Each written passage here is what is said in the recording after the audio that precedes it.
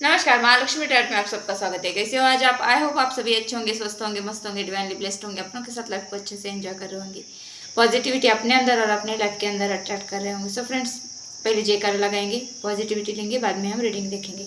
जय महालक्ष्मी, हर हर महादेव, जय Shri Krishna, Radhe Radhe. I hope सभी के अंदर पॉजिटिविटी आ गई होंगी। सो फ्रेंड्स, आज का हमारा टॉपिक है कि लाइफ एक मूवी है और आप उस मूवी के हीरो हो। देखिए, जब हमारी सोल, हमारी आत्मा इस धरती पर जन्म लेने वाली होती है, तब वहाँ पे हमारा कॉन्ट्रैक्ट होता है कि हम किस उम्र में किस इंसान से मिले, या फिर कौन इंसान हमारे किस दौर में, हमारे किस एज ग्रुप में आके हमें मिले, हमें कुछ समझाए, हमारे लाइफ में आके कुछ ट्रांसफॉर्मेशन लाए, कौन हमें दुख देगा, कौन हमें सुख देगा, या फिर हमारा पिछले जन्म का कर्मा रहता है किसी के साथ, तो वो फुलफिल करने के लिए या फिर वो पूरा करने के लिए, कार्मिक अकाउंट पूरा करने के लिए हम किसी के लाइफ में जाते हैं या फिर कोई हमारे लाइफ में आता है। तो देखिए, हमारे लाइफ में जो इंसान आता है, या फिर इंसान कहो, जानवर को, कोई भी कहो, हमारे लाइफ में जो जो हमें मिलते हैं, जो जो हमारे लाइफ में आते हैं, उनका हमारे सोल से कोई तो कॉन्ट्रैक्ट होता है और पिछले जन्म का कुछ तो कार्मिक अकाउंट रहता है उनके साथ हमारा, जो चुकता करने के लिए या फिर वो अकाउंट फुलफिल करने के लिए, कार्मिक अकाउंट कंप्लीट करने के लिए हमारी लाइफ में आता है। देखिए, हर एक इंसान हमारी लाइफ में आके इसीलिए जाता है या फिर इसीलिए आता है कि कोई हमारी लाइफ में आके हमें बहुत दुख दर्द तकलीफ देता है, क्योंकि हमने किसी जन्म में उनको दुख दर्द तकलीफ दिए होते, इसका ही सब चुकता करने के लिए वो इंसान आके हमारी लाइफ में वो ऐसे करता है। या फिर कोई इंसान हमारी लाइफ में आके हमारी पूरी लाइफ ट्रांसफॉर्म करके चला जाता है, या फिर हमारे अंदर की जो कमियां थी वो हमें कमियां फुलफिल करने के लिए, या फिर वो हमारे अंदर कुछ छुपे गुण होते हैं, हमारी ऐसी छुपी एबिलिटीज़, हमारे अंदर ऐसी कुछ पावर होती है जिसके बारे में हम जानते नहीं या फिर पहचानते नहीं। ऐसी ऐसी पावर, ऐसे गुण आपके बाहर लाने के लिए, आपको आपकी लाइफ को इम्प्रूवमेंट करने के लिए, आपकी लाइफ को इम्प्रूव करने के लिए वो कोई इंसान हमारी लाइफ में आता है और हमें वो गुण, हमें वो एबिलिटीज़ हमें दिखाकर चला जाता है। उनका काम हो गया, वो चला गया हमारे लाइफ से। तो ऐसा ही कुछ होता है हमारे लाइफ में कि कोई हमारे लाइफ में आकर हमें दुख देता है, उसका भी कोई तो कार्मिक कंप्लीशन करना था या फिर कार्मिक अकाउंट कंप्लीट करना था, इसलिए आता था। कोई हमें सुख देता है तो वो भी हमारे कार्मिक, कोई तो रहता है हमारा कार्मिक, और वो हमें हमारे वो कर्मों का हिसाब चुकता करने के लिए हमारे लाइफ में आता था। ऐसा ही हमारी लाइफ की एक स्क्रिप्ट रहती है। ये हमारी जो लाइफ है वो एक मूवी की तरह रहती है। जैसे हमने मूवी में देखा कि देखिए, कभी कभी ये शाहरुख खान का उदाहरण लेंगे।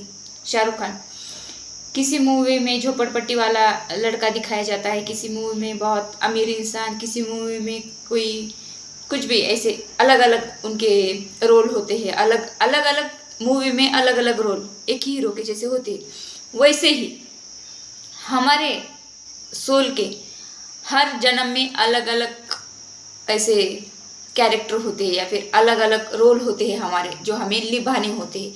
तो ऐसे ही ये जन्म में हम एक स्क्रिप्ट पढ़ने के लिए आए हैं, या फिर हमारा कुछ तो कार्मिक अकाउंट है, तो उसको कंप्लीट करने के लिए हमने जन्म लिया होता है। ऐसे होता है यहाँ पे आकर। तो यहाँ पर समझने की बात ये है कि ये जो हमारी होल लाइफ होती है, पूरी टोटल लाइफ जो होती है हमारी, ये एक मूवी की तरह होती है और हम उस मूवी के हीरो होते हैं। कैसे? हमें हमारे हर एक कार्मिक पैटर्न को कंप्लीट करने के लिए, या फिर हमारा कुछ कर्मा बाकी रह गया है तो वो कंप्लीट करने के लिए हम यहाँ पर धरती पर जन्म लेते हैं। और इसका एक कॉन्टेक्ट रहता है कि हमारे लाइफ में ये सिचुएशन आई तो तुम मेरे लाइफ में आना, ये क्रिएट करके जाना। या फिर कोई हमारा फ्रेंड्स रहता है, कोई हम किसके माँ बाप के पेट से जन्म लेने वाले हैं, किसके घर में पैदा होने वाले, किसके घर से कब जाने वाले हैं, किसके घर में कब आने वाले, ये सब कॉन्ट्रैक्ट होता है। इस कॉन्ट्रैक्ट को करके हम यहाँ पर पृथ्वी पर आते हैं। तो ऐसे ही एक डाउनलोडिंग मैसेज था कि आपकी लाइफ एक मूवी है। तो ऐसे हमारी लाइफ की एक मूवी रहती है और किसी किसी को ऐसा फील भी होता होगा कि मेरे लाइफ में ऐसा कैसे हो सकता है कि अचानक खुशी आती है, अचानक गम आता है, दुख आता है, तकलीफ आती है, या फिर कुछ दिन बहुत अच्छे से हम गुजार लेते हैं और कुछ दिन के बाद वही पैटर्न रिपीट होता है। कोई कोई लोग हमें बहुत अच्छे तरीके से समझते हैं और हमसे प्यार भी करते हैं, लेकिन वो हमारे साथ नहीं रहते, या फिर रहते भी है तो शॉर्ट टाइम के लिए और फिर हमारे लाइफ से वो चली जाती है। या फिर कोई हमारे लाइफ में ऐसे रहता है लेकिन उसके रहने से हमें बहुत ज़्यादा तकलीफ, दुख मिलता है, दर्द मिलता है, तो वो भी अपना कुछ कर्मा क्लियर करने के लिए आपके लाइफ में आती है, ऐसे होता है। तो इस जर्नी को आप समझोगे, जो हमारी लाइफ की मूवी होती है उस मूवी को आप समझोगे, जानोगे, पहचानोगे, तो किसी के दुख देने से आपको दुख नहीं होगा, या फिर किसी के प्यार करने से आपको बहुत ज़्यादा खुशी नहीं होगी। आप न्यूट्रल रहोगे। क्यों रहोगे? जब आपको कर्मों का ये लेना देना, कर्मों का अकाउंट क्या होता है, कार्मिक पैटर्न कैसे होता है, या फिर कार्मिक पैटर्न कैसे फुलफिल्ड होता है, हमारे लाइफ में कार्मिक कैसे आते हैं, सोलमेट्स कैसे आते हैं, इसको हम जब समझ लेते हैं तो लाइफ में किसी चीज़ का रिग्रेट नहीं होता हमें, या फिर किसी चीज़ का दुख नहीं होता, या फिर किसी चीज़ का ज़्यादा आनंद नहीं मिलता। ऐसे हमारी सोल न्यूट्रल रहती है हर चीज़ में। तो इसी के लिए मैंने आज ये टॉपिक लिया है कि हमारी लाइफ एक मूवी है और हम उस लाइफ के या फिर उस मूवी के हीरो हैं। तो देखेंगे कि हमारी लाइफ में हमें और क्या जानने की ज़रूरत है, क्या पहचानने की ज़रूरत है। आज गीता डेक से हम लेंगे, क्योंकि ये हमारे आध्यात्मिक जर्नी के बारे में भी बताता है और लाइफ की ट्रू जो कार्मिक पैटर्न होते हैं, हमें कैसे रहना चाहिए, कैसे नहीं, और हमारे कार्मिक अकाउंट कैसे क्लियर करने होते, सबका ज्ञान गीता में है।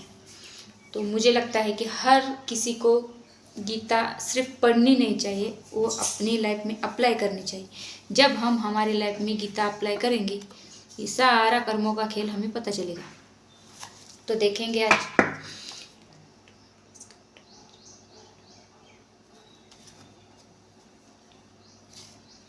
देखिए, इस रीडिंग तक कोई भी इजीली नहीं पहुंच सकता, क्योंकि ये एक स्पिरिचुअल रीडिंग हो सकती है या फिर होगी। जिनका टाइम, जिनका वक्त जब भी आएगा तभी ये रीडिंग उसके मोबाइल पर उसके सामने आएंगी, या फिर स्क्रॉल करते वक्त ये रीडिंग जब भी आपके मोबाइल पर चलेगी तो ऐसे समझ जाना कि ईश्वर ने आपको कुछ तो बताने के लिए ये रीडिंग आपके पास भेजी। तो हर कोई, देखिए, हमारे यहाँ अर्थ पर, पृथ्वी पर बहुत सारे लोग हैं। इतने लोगों में से गिने चुने लोगों के साथी या फिर गिने चुने लोगों के पास ही ये रीडिंग जाएगी, जिनका वक्त आ गया है कि ये सब जानना, या फिर ये जानने का वक्त जिनका आ गया है उन्हीं के पास ये रीडिंग पहुंचेंगी। हर किसी के पास ये रीडिंग नहीं जाएगी। तो ऐसा मैं मानती हूँ, क्योंकि ऐसे ही आज डाउनलोड मुझे मिले हैं। तो ये मेरे माता लक्ष्मी की तरफ से ये मुझे आज फील हुआ, या फिर उनका आशीर्वाद बोलो, उनकी तरफ से मुझे ऐसे साइन मिले, ऐसा बोलो कि मुझे ये रीडिंग आज करनी है, स्पिरिचुअल रीडिंग। तो देखेंगे आगे क्या है और आपके लाइफ की जर्नी कैसी होगी, या फिर आपके कार्मिक अकाउंट कैसे क्लियर करोगे आप, देखेंगे। इस रीडिंग को लास्ट तक देखना है आपको। और हाँ, जिन्होंने मुझे यहाँ पे सब्सक्राइब किया, मेरे चैनल को शेयर किया, प्यारे प्यारे कमेंट्स भेजे, मुझे सपोर्ट किया, उनके लिए तहे दिल से धन्यवाद, शुक्रिया, थैंक यू। जिन्होंने किसी भी फॉर्म में, किसी राशि के फॉर्म में या फिर किसी शब्दों के थ्रू ही मुझे सुपर थैंक्स भेजा या फिर सुपर चैट किए, उनके लिए तहे दिल से धन्यवाद, शुक्रिया, थैंक यू। तो देखेंगे आज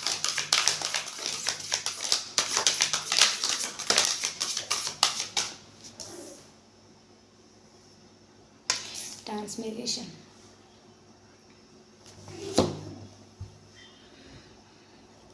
तो यहाँ पर मुझे ऐसे ही कहा गया है कि गीता, देखिए मैंने पहले भी कहा था कि गीता को आपको अप्लाई करना है लाइफ में। जब आप अपने लाइफ में गीता अप्लाई करोगे, सिर्फ सुनकर या पढ़कर छोड़ नहीं देना है। उनके जो मैसेजेस है श्री कृष्णा के, हमें श्री कृष्णा अर्जुन को जैसे बताते हैं ना, वैसे ही हमारे लाइफ में भी वैसे हम अपना वो मैसेजेस ले ग्रहण करें, एक्सेप्ट करें, हमारी लाइफ उसी मैसेजेस के जैसे चले, जैसे श्री कृष्णा ने कहा है वैसे ही हमारी लाइफ चले, ऐसा उनका उद्देश्य रहता है।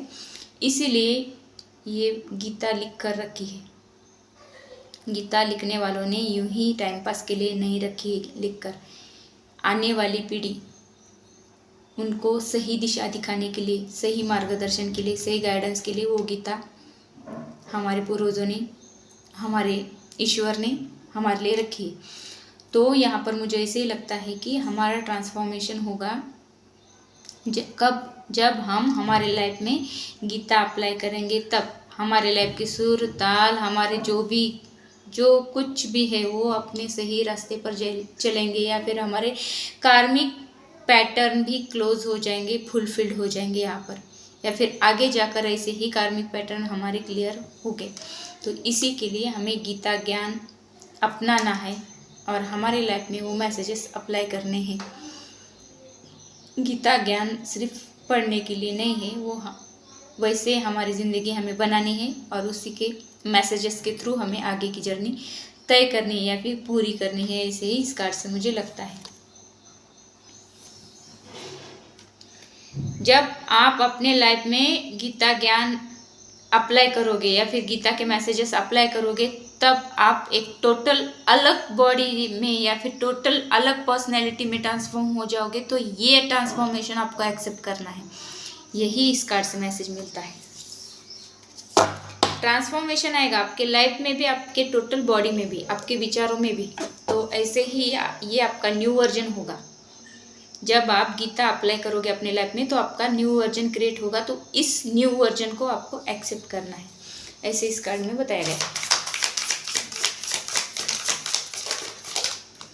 यहाँ पर आप माला का जाप वगैरह भी कर सकते हो। जैसे रोज की एक माला कोई जाप करता है तो ईश्वर के नाम का, या फिर जिस किसने ये वो गुरु दीक्षा ली है तो उनका गुरु मंत्र का उच्चारण वगैरह वो भी आप कर सकते हो।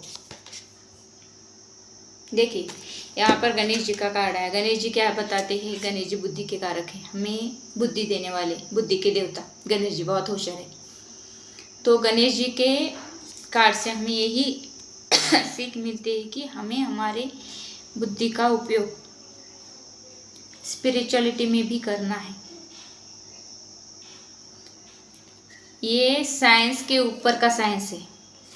आप सिर्फ साइंटिफिकली विचार करोगे, सिर्फ प्रैक्टिकल ही रहोगे, स्पिरिचुअलिटी की तरफ भी बिल्कुल नहीं ध्यान दोगे, तो आप अपने वो कर्मों के चक्र में ऐसे फिरते रहोगे, फिर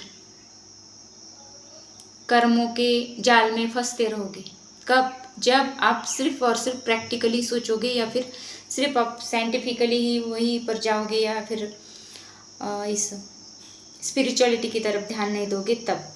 तो आपको इस कार्ड में यही दिखाया गया है कि आपको अपनी वो जो क्रिएटिव माइंड है आपका, कि आप कर्मा कैसे क्लियर कर सकते हो, या फिर अपने कर्मों को कैसे शुद्ध कर सकते हो, अपने कर्मा कैसे अच्छे से रख सकते हो, या फिर क्रिएट कर सकते हो, जो कि हमारे अगले जन्म में या फिर इसी जन्म में, फ्यूचर में हमें किसी कार्मिक पैटर्न से गुजरना ना पड़े, या फिर किसी कार्मिक लोगों से डील करनी ना पड़े। इसीलिए हमें स्पिरिचुअलिटी की तरफ बढ़ना है, ऐसे भी इस कार्ड से मुझे लगता है। तो ये कार्ड ऐसे ही दिखाता है कि आपके जो अटैचमेंट वगैरह रहते हैं तो उसको थोड़ा सा साइड में रखना है, ज़्यादा अटैचमेंट में नहीं रहना है। तो यहाँ पर अटैचमेंट आपको सिर्फ भगवान से होनी चाहिए। यहाँ पर हमारा सगा अपना कोई भी नहीं रहता है, इस कार्ड से मुझे ऐसे ही लगता है। देखिए हम बोलते हैं कि हमारे माँ बाप, भाई बहन, बच्चे, बीबी, पति पत्नी, लवर, फ्रेंड, सब दिखावा है, मोह माया है, इसके अलावा कुछ नहीं। हमारा सिर्फ वही ईश्वर भगवान, वही हमारे साथ हर लाइफ में रहते हैं, हर लाइफ टाइम में वही हमें गाइड करते हैं, वही हमें समझाते हैं, वही हमारे साथ चलते हैं। उनका कोई भी स्वार्थ नहीं रहता हमारे से, या फिर हमसे उनको कुछ भी नहीं चाहिए। लेकिन ये कार्मिक पैटर्न में हम जब ऐसे चिपक जाते हैं ना, ऐसे हमारे मोह माया के बंधन में बंध जाते हैं, तो यहाँ के लोग हमसे एक्सपेक्टेशन रखते हैं कि इसको ये करना चाहिए, इसको ये करना चाहिए। तो ईश्वर हमसे ऐसे कोई भी एक्सपेक्टेशन नहीं रखते। ईश्वर की एक ही एक्सपेक्टेशन रहती है कि हम अपने कर्म अच्छे से क्लियर करें, हमारे कर्म अच्छा हो, अच्छे रहे और हमारी लाइफ अच्छे से यहाँ पे हम जी के जाए, या फिर हमारे वो कार्मिक पैटर्न बहुत जल्दी से ख़त्म करके जाए। तो यही एक उनका इंटेंशन रहता है, मकसद रहता है। लेकिन ये हमारे जो सांसारिक लोग हैं ना, उनको बहुत सारे एक्सपेक्टेशन रहते हैं हमसे। तो इस मोह माया के जाल में आपको नहीं फंसना, नहीं बनना। ये है इनको सिर्फ रिस्पॉन्सिबिलिटी समझ के निभाकर स्पिरिचुअलिटी की तरफ बढ़ना है आपको। इस कार्ड से ऐसे ही लगता है। बुद्धि तेज बनानी है गणेश जी की तरह। हुई इज हैप्पी। देखिए यहाँ पे कौन हैप्पी है, कौन आनंदी है, कौन ज़्यादा खुश है, बताइए मुझे। कमेंट करके बताना कि आप बहुत ज़्यादा हैप्पी हो या फिर हमेशा आप हैप्पी रहते हो। इस पृथ्वी पर हर किसी को कोई ना कोई दुख है। हर किसी के लाइफ में कुछ ना कुछ कार्मिक पैटर्न चलता ही रहता है। यहाँ पे सुखी कोई भी नहीं, कोई हैप्पी नहीं है यहाँ पे, क्योंकि हम मोह माया के जाल में बंधे हैं, फंसे हैं। इसीलिए जो इस मोह माया के जाल से परे होकर या फिर इस कार्मिक पैटर्न से निकलकर आगे की तरफ बढ़ता है, वही सुखी होता है। देखिए हम इस मोह माया के जाल में जब फंसते हैं ना, हमारे हाथों से नोइंगली अननोइंगली बहुत सारे कर्मा हम क्रिएट करते हैं। ये कर्मा अच्छे भी होते हैं, ये कर्मा हमारे बुरे भी होते हैं। तो हमें जब हम कर्मा करते हैं उस टाइम हमें ऐसे समझ में नहीं आता कि ये काम बुरा है या फिर ये काम हमें नहीं करना चाहिए। हम कुछ अलग कर्मा तो क्रिएट नहीं कर रहे, ऐसे उस टाइम हमें समझ में नहीं आता, क्योंकि हमारे ऊपर आँखों के ऊपर ऐसे मोह माया की पट्टी बंधी होती है। हम मोह माया के चलते कुछ भी करते हैं। ऐसा बोलो, हमारे बच्चे के लिए, हमारे माँ बाप के लिए ऐसे भी कुछ काम करते हैं जो हमें करने नहीं चाहिए। ज़रूरी नहीं कि किसी का मर्डर ही करे, किसी का, ऐसे नहीं। अननोइंगली छोटे छोटे कर्मा भी हम ऐसे नहीं करने चाहिए थे, वो भी कर सकते हैं या फिर करते हैं हम। तो इस कार्ड से मुझे ऐसे ही लगता है कि यहाँ पे आपको अपने आप को बदलना है, मोह माया के जाल से ऊपर उठना है, एक स्टेप आगे की तरफ, लेवल अप, अपने विचारों का, अपने कर्मों का लेवल अप करना है, अपने स्पिरिचुअलिटी में एक स्टेप आगे बढ़ना है, स्पिरिचुअलिटी में एक लेवल अप रहना है। इस कार्ड से ऐसे लगता है, ना कि इस भौतिक चीज़ों में बंद कर या फिर भौतिक चीज़ों में रह कर कुछ भी ऐसे क्रिएट नहीं करना है जिसकी वजह से हमें घूम फिर कर उसी जगह पर आना पड़े या फिर अगले जन्म में भी वही करना पड़े। हाँ, यहाँ पर एक बात, कोई ये ऐसे अगला जन्म पिछला जन्म जो नहीं मानते उस लोगों के लिए मैं ये मैसेज मैं बताना चाहती हूँ। जो लोग नहीं मानते हैं ना, तो देखिए भैया, आप पैसा कमाते हो, बड़ा घर, बड़ी गाड़ी, बीवी, बच्चे, जो भी आपके पास है, तो उनके बहुत सारे एक्सपेक्टेशन रहते हैं आपसे। इसके लिए और ज़्यादा काम करना पड़ता है। जितना ज़्यादा एक्सपेक्टेशन उतना ज़्यादा बर्डन, उतना ज़्यादा काम, उतना ज़्यादा टेंशन। जितनी एक्सपेक्टेशन कम उतनी टेंशन कम, ये बात आप ध्यान में रखना। और जो ये नहीं मानते ना, तो उनके लिए ये रीडिंग नहीं है। आप मुझे बताइए, आप स्पिरिचुअलिटी को नहीं मानते, अध्यात्मा को नहीं मानते, आप ईश्वर को नहीं मानते, तो ब्लैक होल वगैरह उनको कृष्ण विवर नाम क्यों दिया है?